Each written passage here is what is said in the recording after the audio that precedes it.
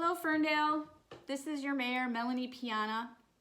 I'm taking this video from my kitchen table inside Piana Land, which is our name for our house, Piana Land. I'm practicing safe social distancing today as I record this message on behalf of City Council.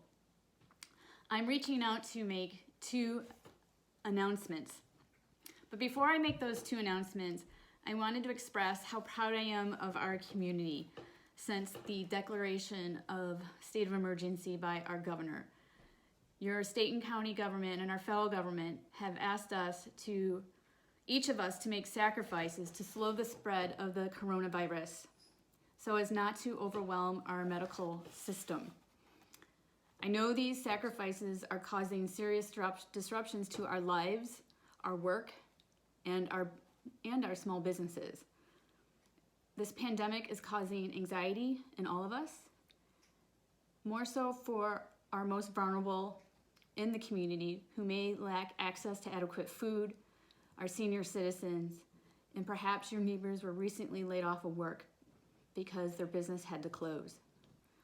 I know our small businesses are really worried about making rent payments this month and next month during the executive order to shut down.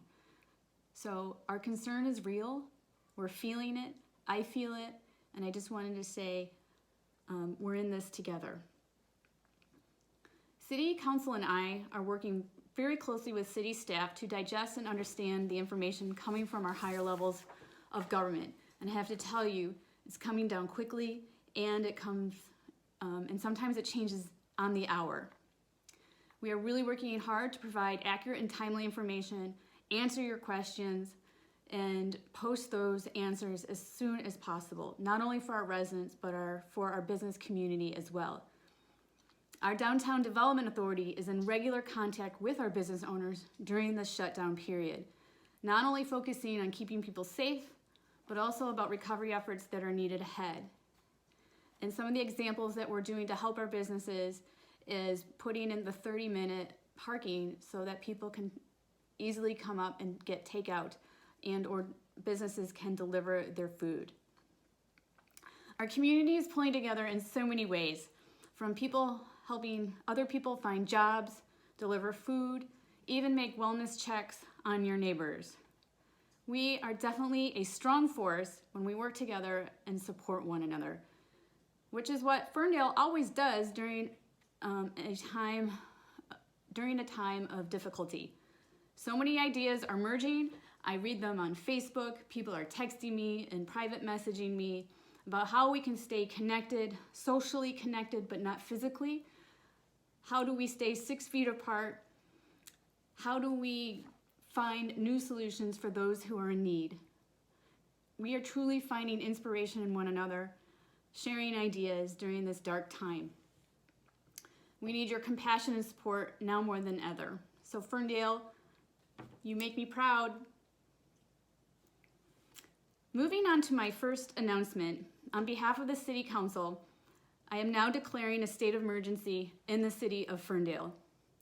The benefits of declaring a state of emergency are really similar to what we have done in 2014 during the catastrophic floods.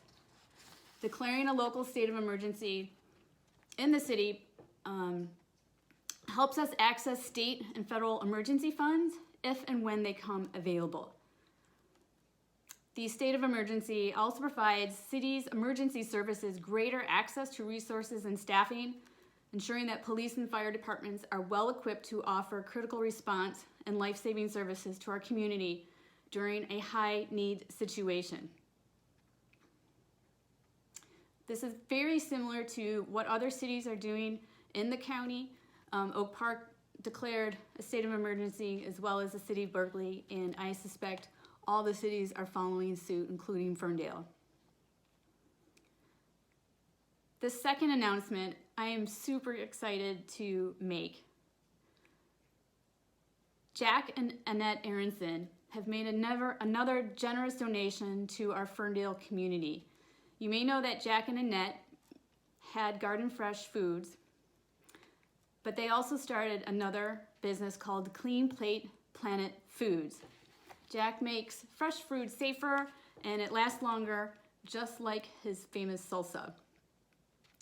Jack and Annette are donating 1,000 clean plate, microwavable, modest meals that are ready to eat and easy to cook in the microwave.